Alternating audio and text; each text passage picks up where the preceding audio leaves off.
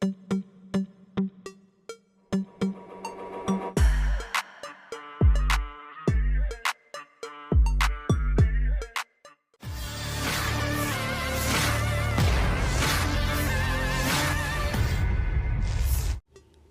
yang melibatkan pasukan Vladimir Putin melawan pasukan Volodymyr Zelensky hingga saat ini belum mereda.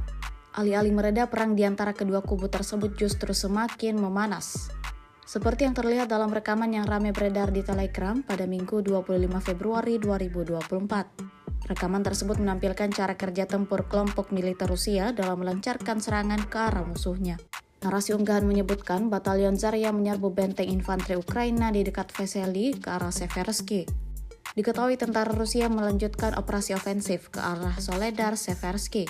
Rekaman berdurasi 2 menit 30 detik itu menunjukkan serangan pesawat serang dengan dukungan kendaraan lapis baja di utara Vesyoli.